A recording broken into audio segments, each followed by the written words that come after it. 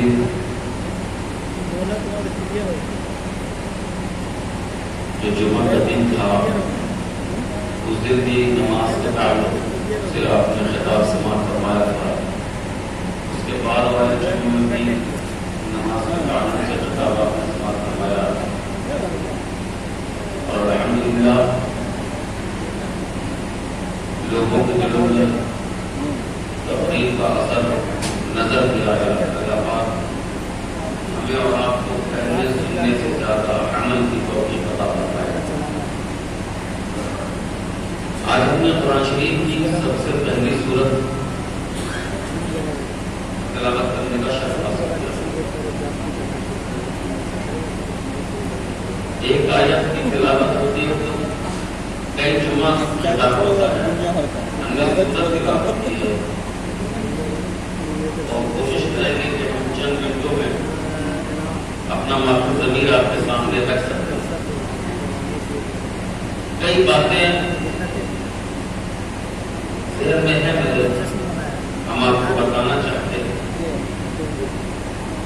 کچھ سبق ہے جو ہم آپ کو دینا چاہتے ہیں. کچھ طریقہ ہے جو ہم آپ کے ذہن میں اتارنا چاہتے ہیں. اور کچھ علمی نکات ہیں جو ہم آپ کے دل و دماغ میں اتارنا چاہتے ہیں. بس کوشش کیجیے کہ توجہ سے آپ میری بات سن سکیں. سب سے پہلی بات یہ بتانا ہے آپ کو کہ سورہ فاتحہ یہ ایسی سورت ہے قرآن شریف کے اندر کہ حدیث شریف میں آقا کریم صلی اللہ علیہ وسلم نے ارشاد فرمایا لا صلاۃ الا بالفاتحہ الکتاب. نماز کی ایک رکعت نہیں ہو پائے گی اگر آپ کی سورہ فاتحہ کی تلاوت نہ کریں. ایک رکعت نہیں پڑھ سکتے آپ. اب کوئی آدمی یہ کہے کہ پھر ہم امام کے پیچھے کھڑے ہوتے ہیں تو میرے بھائی امام کے پیچھے کھڑے ہو کر کے سورہ فاتحہ کی تلاوت آپ کو نہیں کرنی ہے. سورہ بھی آپ کو نہیں ملانا ہے. یہ کام امام صاحب کا ہے. امام صاحب کریں گے، آپ کو نہیں کرنا ہے. کئی دفعہ ایسا اتفاق ہوا، ہم نے دیکھا میرے بغل میں کوئی آدمی کھڑا ہے، ہم بھی مقتدی ہیں، بیچارہ وہ بھی مقتدی ہے، اور امام صاحب سورہ فاتحہ کی تلاوت کر رہے ہیں. وہ بھی پوری اسپیڈ میں تلاوت کر رہا ہے سورہ فاتحہ کی. امام صاحب سورہ اخلاص پڑھ رہے ہیں، وہ بھی سورہ اخلاص پڑھ رہا ہے. اب امام کو جگہ سے پڑھ رہے ہیں، وہ جلدی جلدی پڑھ کے بیچارہ نکال کے چپ ہو رہا ہے. میرے بھائی آپ کو ہم سیدھے سیدھے لفظوں میں بتا دیں کہ نماز کے اندر اگر آپ نیت باندھ لیتے ہیں اور امام صاحب نے کہنا شروع کر دی تو آپ کو سورہ فاتحہ کیا ثنا بھی پڑھنے کی اجازت نہیں ہے. ثنا بھی پڑھنے کی اجازت نہیں ہے. آپ خاموش ہو جائیں. اس لیے کہ قرآن کا سننا فرض ہے اور ثنا پڑھنا سنت اور مستحب ہے. تو آپ فرض کو چھوڑ کے سنت پڑھیں گے. آپ قرآن کی تلاوت سنیں. ظہر اثر کی نماز میں اگر امام صاحب تلاوت کر رہے ہیں آہستہ آہستہ آپ کو سنائی نہیں دے رہا، کم سے کم اتنی بات تو سمجھ میں آ رہی ہے کہ اس وقت امام تلاوت سے رہا ہوگا. اگر امام کی تلاوت شروع ہو چکی ہے تو آپ کو ثنا بھی نہیں پڑھنا ہے. الحمدللہ تو پوری کی بات ہے، وہ تو اس کے بعد میں نمبر ہے. اگر آپ اکیلے نماز پڑھ رہے ہیں تو آپ کو سورہ فاتحہ کی تلاوت کرنی ہے. ہر رکعت میں بنا اس کی نماز نہیں ہوتی. اور سورہ فاتحہ میں ہے کیا؟ جلدی جلدی کچھ بات ہم آپ کے ذہن کو اتارنا چاہتے ہیں. سورہ فاتحہ میں ہے کیا؟ جب ہم نے غور کیا ویسے تو بے پناہ باتیں ہیں، بے پناہ باتیں ہیں، بے پناہ باتیں ہیں، بے شمار بے حد بے انتہا باتیں ہیں، لیکن ایک دو بات ہم آپ کو بتاتے ہیں. جب ہم نے اس پہ غور کیا تو ہم کو ایک بات اس میں انوکھی ہی سمجھ میں آئی. اللہ پاک اپنے بندوں کو سورہ فاتحہ کے اندر دعا مانگنے کا طریقہ سکھا رہا ہے. تم کیسے مانگو گے ہم سے، مانگنے کا طریقہ کیا ہے یہ سیکھ لو، ہم سکھاتے ہیں. اور بڑی بات ہے خود وہ رب ہو کر کے، رب الارباب ہو کر کے، احکم الحاکمین ہو کر کے وہ ہمیں اور آپ کو دعا مانگنے کا طریقہ سکھا رہا ہے. مانگنا بھی اسی سے ہے، سکھاتے ہیں. دعا اس میں کہاں ہے؟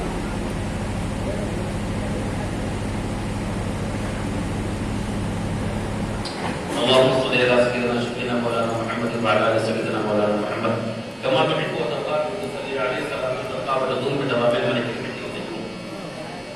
سورۃ فاتحہ کے اندر دعا اندر دعا ہے اہدنا الصراط المستقیم، اے اللہ ہمیں سیدھی راہ چلا، اے اللہ ہمیں سیدھی راہ چلا، یہ دعا ہے۔ اس دعا کے مانگنے کا طریقہ پروردگار عالم نے بتایا کہ میرے بندو جب بھی مجھ سے مانگنا ہو تو پہلے میری تعریف کیا کرو، پہلے میری حمد و ثنا بیان کرو۔ دیکھو میں سکھا رہا ہوں کیسے بیان کرنا ہے۔ الحمد للہ رب العالمین، اے اللہ تو رب ہے سارے عالم کا، ساری تعریفیں تیرے ہی لیے ہیں، ساری خوبیاں تیرے ہی لیے ہیں، ساری اچھائیاں تیرے ہی لیے ہیں، ساری حمد و ثنا تیرے ہی لیے ہیں۔ مولا تو سب سے بڑا ہے، تو سب سے بلند ہے، تو سب کا پالنے والا ہے، تو سب کا تعریف کر رہے ہیں۔ الرحمن الرحیم، تعریف کا انداز تھوڑا چینج ہو، ایسی تعریف اب یہاں سے ایسے لفظ سے تعریف کر رہے ہیں کہ تعریف بھی ہو رہی ہے اور اپنا مقصد بھی تھوڑا ظاہر ہو رہا ہے۔ الرحمن الرحیم، تو رحمان ہے نا، تو رحیم ہے نا، تو بندہ اس انداز سے بول رہا مولا تو رحمان ہے نا، یعنی رحم چاہیے، تو رحیم ہے نا، رحم چاہیے۔ بندہ اپنے رب کی تعریف بھی کر رہا ہے اور اشارے میں اپنا مقصد بھی بول رہا ہے۔ تو گناہ کو نہیں دیکھتا، تو کرم کر ہی دیتا ہے، تو خطاؤں کو درگزر کر ہی دیتا ہے، تو اپنے بندوں پر رحم کر ہی دیتا ہے۔ تو رحمان ہے، بہت بڑا رحم اور رحم کرنے والا ہے، بہت بڑا کرم کرنے والا ہے، بہت بڑا رحیم ہے۔ تو تعریف پہلے حمد و ثنا ہوئی، پھر اس کے بعد اس کی صفت رحمانیت اور صفت رحیمی کو آواز دی گئی، یہ بھی تعریف ہے، لیکن اشارے اشارے اپنے مقصد کی جائے۔ اس کے بعد مالک یوم الدین، بہت بڑے دن کا مالک ہے، بہت بڑے دن کا مالک ہے، سب سے بڑا دن جو ایک روایت کے حساب سے، روایت کیا قرآن شریف کی ایک آیت کے حساب سے 1000 سال کا ہوگا اور دوسری آیت کے حساب سے 50,000 سال کا ہوگا۔ اتنا بڑا دن کا تو اکیلا مالک ہے، تو بہت بڑا ہے مولا، تو بہت بڑا ہے مولا۔ بندے نے تعریف کی، پہلے اس کی حمد و ثنا، اس کے بعد اللہ کو رحمان کہا، پھر رحیم کہا، اس کے بعد قیامت کے دن کا لفظ بندہ کیوں استعمال کر رہا؟ اللہ نے سکھایا کیوں استعمال کر رہا؟ کیونکہ سارا حساب کتاب تو اسی دن ہونا ہے، سارا کچا چٹا تو اسی دن نکلنا ہے۔ عمل کیا بولتے ہیں، عمل نامہ اسی دن آپ کے ہاتھوں میں دیا جائے گا، اسی دن آدمی اپنا سارا کا سارا کچا پچا پڑھے گا، ہم نے کیا کیا تھا، دروازہ بند کر کے یا کیا تھا دروازہ کھول کر کے یا کیا تھا گلیوں میں، یہ سارا اسی دن نکلے گا۔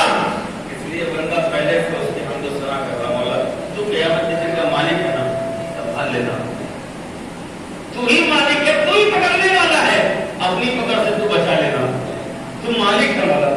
ہم آگے بنتے ہیں کئی بار میں ہاتھ جوڑ کے کھڑے ہیں، ہاتھ باندھ کے کھڑے ہیں، مولا بچا لینا، اپنی پکڑ سے تو ہی بچا لینا، مالک یوم الدین۔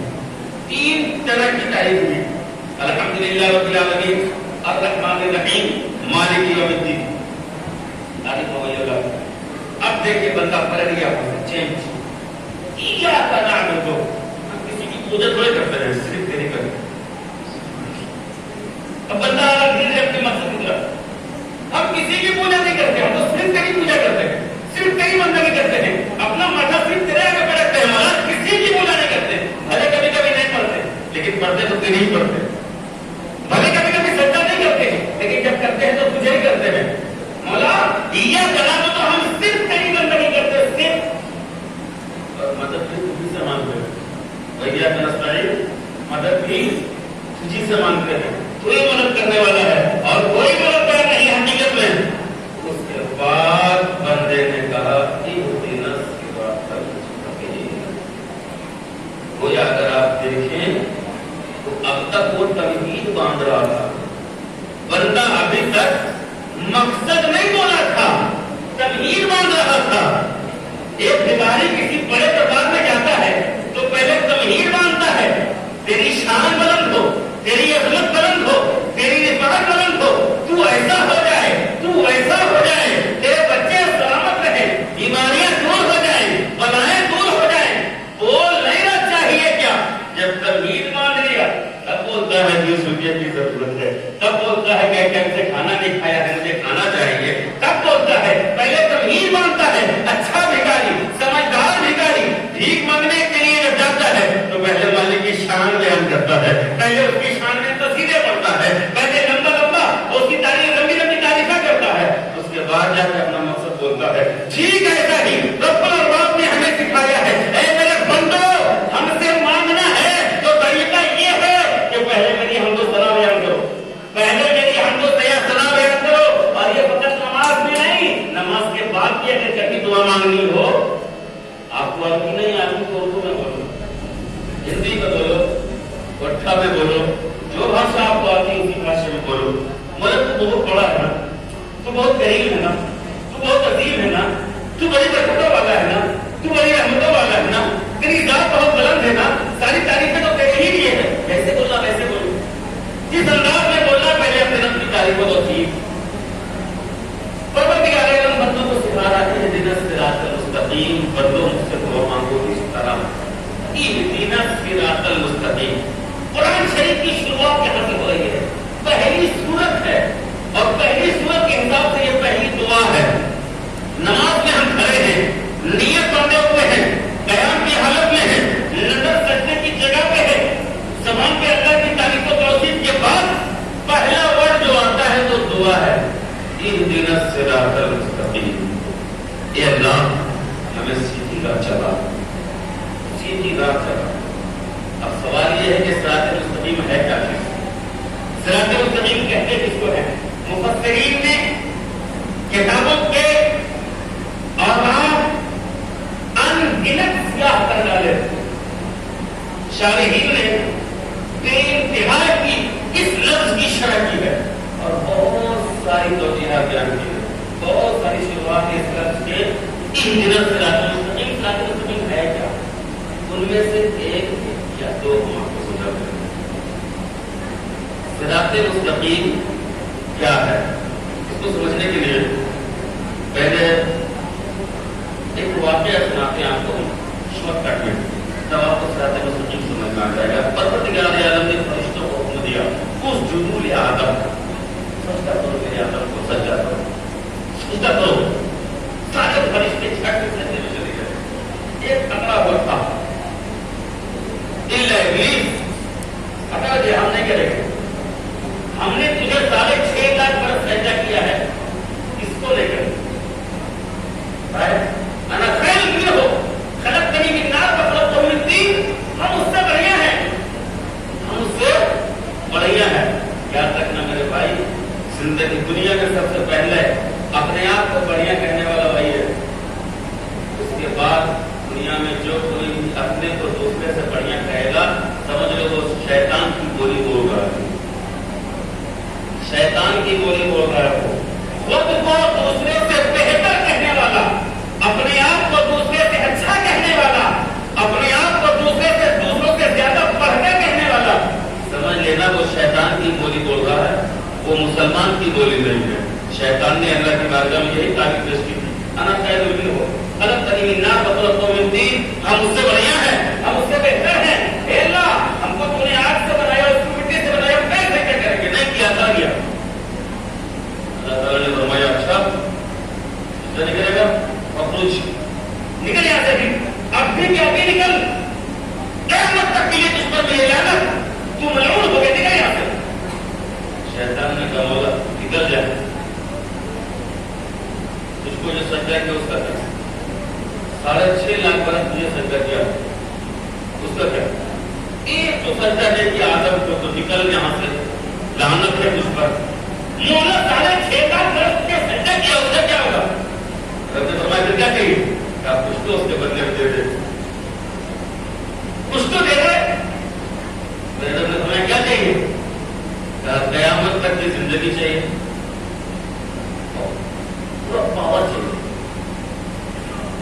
جہاں جائے نہ پاسپورٹ لگے نہ ویزا لگے، کچھ نہیں، جب چاہے جہاں جائے چلے جائے، بس ایک چاہیے پاور اور دوسرا قیامت تک کی زندگی۔ نے فرمایا دیا، مگر نکل جاؤ۔ دیکھو اب جب اس کو دونوں چیزیں مل گئی تو سب سے پہلے اس نے کیا کہا معلوم؟ آدم علیہ السلام کو پوچھا کے دیکھا، اپنی کے چکر میں نام پھنسے جائیں. ٹکٹ رکھے ہم جنت میں اور مستی میں تھے, آپ کی وجہ سے ہم پھنسے ہیں. ہم تو آپ کے بال بچوں کو چھوڑیں گے. کیسے بچ جائے گا؟ قرآن کے الفاظ سنو, لَأَقْعُدَنَّ صِرَاطَكَ الْمُسْتَقِيمَ. ہم ایک دم ٹھیک صراط مستقیم پہ جا کے بیٹھ جائیں گے. صراط مستقیم پہ بیٹھ جائیں گے جا کر کے. اچھا تو بیٹھ کے کیا کرے گا؟ ایک کو نہیں چھوڑے گا. جو اس صراط مستقیم سے گزرے گا پکڑ لیں گے, پکڑ کے کہہ رہا چلا رہے ہیں. سیدھی راہ صراط مستقیم کسی کو چلنے نہیں دیں گے. لَأُغْوِيَنَّهُمْ أَجْمَعِينَ. ہر کسی کو بہکائیں گے. إِلَّا عِبَادَكَ الْمُخْلَصِينَ. مگر تیرے کچھ مخصوص بندے بچ جائیں گے جس میں میرا دعوت چلے گا نہیں. جو دعوت کرنے والے ہوں گے, جو تیرے محبوب سے محبت کرنے والے ہوں گے, اس پر میرا دعوت نہیں چلے گا, وہ بچ جائیں گے. لیکن زیادہ سے زیادہ لوگوں کو ہم بہکا دیں گے. بات ختم ہو گئی. بتانا کیا ہے؟ شیطان کہاں بیٹھے گا؟ صراط مستقیم. آپ مت سمجھنا کہ گندی جگہوں پہ شیطان ملے گا, ٹیڑھے راستوں پہ شیطان ملے گا, غلط راستوں پہ شیطان ملے گا. بھیا شیطان ملتا ہے سیدھی راہ میں. قرآن نے بیان کر دیا ہے, جہاں شیطان بیٹھا ہوا ہے آگے بڑھنے نہیں دیتا, سمجھ جانا وہی صراط مستقیم ہے, سمجھ جانا وہی سیدھی راہ ہے. شیطان نے اللہ سے کہا, اور ایک لفظ اور اس نے استعمال کیا جو قرآن شریف کے دوسرے بارے میں ہے. اس نے کہا تھا قال فبعزتك لأغوينهم أجمعين.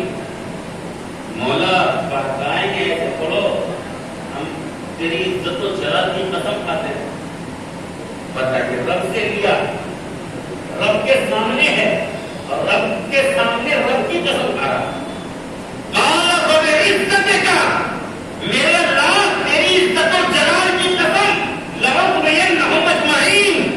ایک بھی نہیں چھوڑیں گے, ہر کسی پہ ٹرائی کریں گے. زیادہ تر تو میرے چنگل میں آ ہی جائیں گے. اور سے اعظم راستے سے گزر رہے تھے, اوپر سے آواز آئی, عبد القادر میں تو تیرا خدا ہوں, اس پر نمازیں پڑھ. آپ نے اوپر دیکھا, فرمایا لا حول ولا قوت, بادل پھٹ گیا. ٹرائی تو وہاں بھی کیا تھا, اور سے اعظم نے بھی ٹرائی کیا, اور یہ کرام نے بھی ٹرائی کیا ہے. وہ ہر جگہ ٹرائی کرتا ہے, ایسا نہیں ہے کہ ٹرائی نہیں کرتا ہے, کوشش کرتا ہے. لیکن اچھے لوگ بچ جاتے ہیں, جو مضبوطی سے پکڑے ہوئے ہیں وہ بچ جاتے ہیں. بہرحال بات لمبی ہو جائے گی, وقت کم ہے. ہم شارٹ میں پوری بات بتانا چاہتے ہیں. اہدنا الصراط المستقیم, اے اللہ نے سیدھی راہ چلا. اس میں ایک سبق میں آپ کو یہ دیا کہ اللہ پاک اپنے بندوں کو اشارہ دے رہا ہے, اگر مجھ سے کچھ مانگنا ہے, اگر میری بارگاہ میں ہاتھ پھیلا کے کچھ لینا ہے, تو پہلے میری تعریف و توصیف کرو, پھر اپنی عاجزی بیان کرو, اس کے بعد مانگو, اس کے بعد مانگو. اور اس کو یہیں پہ روکو. حضرت عمر فاروق اعظم رضی اللہ تعالیٰ عنہ ارشاد فرماتے ہیں, کوئی بھی دعا اس وقت تک آسمان پہ نہیں جاتی جب تک کہ آگے پیچھے میرے محبوب کے درود شریف نہ پڑھ لیا جائے. اس لیے اب درود شریف اس میں ایڈ کرو. قرآن شریف نے یہ بتایا, حدیث شریف نے یہ بتایا, دونوں کو ایڈ کرو. کون کہتا ہے دعائیں قبول نہیں ہوتی ہیں؟ ارے دعا اللہ پاک فرماتا ہے ادعونی استجب لکم, تم مانگو تو تم مان کے تو دیکھو. ہم تو مائی کرم ہے, کوئی سائل ہی نہیں. ہم تو مائی کرم ہے, ہم تو دینا چاہتے ہیں, ہم تو بخشنا چاہتے ہیں. ارے ہم کیسے بخشنا چاہتے ہیں؟ ہم تو بخشش کے بہانے ڈھونڈتے ہیں, ہم بہانے سے لوگوں کو بخشتے ہیں. ابھی دعوت کا ایک حدیث شریف یاد آ گئی, وقت نہیں ہے. اللہ کی رحمت کیسے بخشنے کے بہانے ڈھونڈتی ہے؟ ایک بات بتاؤں, ایک آدمی مر جاتا ہے اور اس کے گھر میں لوگ, بہت سارے لوگ آتے ہیں دیکھنے کے لیے میت کو. اس کا چہرہ دیکھتے ہیں اور دیکھنے کے بعد تھوڑی لائن لگا کے چیئر پہ بیٹھ جاتے ہیں. ہمارے یہاں بڑے یہی رسول ہے, چیئر میں یہاں سماج تک لوگ بیٹھتے ہیں. اب وہاں تذکرہ شروع ہوتا ہے, فلانا ارے کل ہم سے ملا تھا, وہ تذکرہ ہمارے ساتھ چیٹ کیا تھا, وہ تذکرہ پرسوں ہے ہمارے ساتھ سفر کر رہا تھا. یعنی سب اپنا اپنا قصہ واقعہ بیان کرتے ہیں.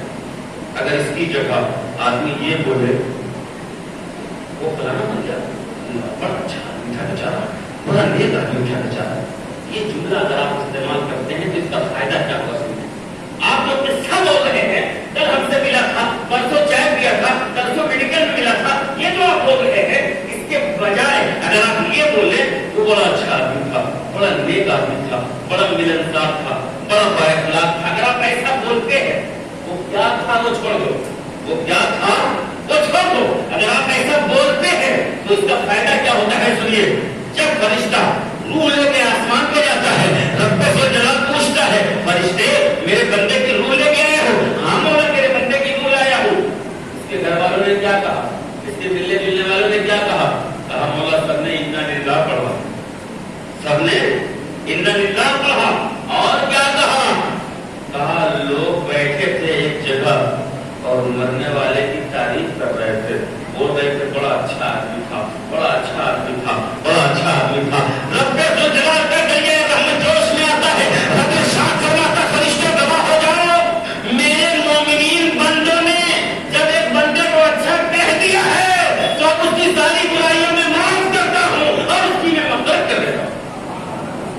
یا تمہارے صرف اچھا بول دینے سے، صرف تم اچھا بول رہے ہو کسی کو، تمہارے اچھا بول دینے سے رب جلال اس کے گناہوں کو معاف کر دیتا ہے۔ تو اللہ کی رحمت بخشنے کا بہانہ تلاش کرتی ہے، رحمت حق بہانہ کی جویت، رحمت حق بہانہ کی جویت۔ اللہ کی رحمت کو بہانہ تلاش کرتی ہے، پونجی تلاش نہیں کرتی، اس کو پونجی نہیں چاہیے، اس کو بہانہ چاہیے۔ رب فرماتا ہے ہم تو مائل کا کرم ہے، کوئی سائل ہی نہیں، راہ دکھلائے کسے، راہ منزل ہی نہیں، لوگوں کا شکوہ ہے دعائیں کرتے ہیں قبول نہیں ہوتی، ہم اتنے دن سے دعا مانگ رہے ہیں قبول نہیں ہوتی، مانگنے کا طریقہ تو آتا نہیں، لوگ کہتے ہیں کیوں ہم کو ملتا نہیں۔ میرے بھائی طریقہ مانگنے کا جو ہے اسی طریقے سے مانگو، جو مانگنے کا طریقہ ہے اس طریقے سے مانگو۔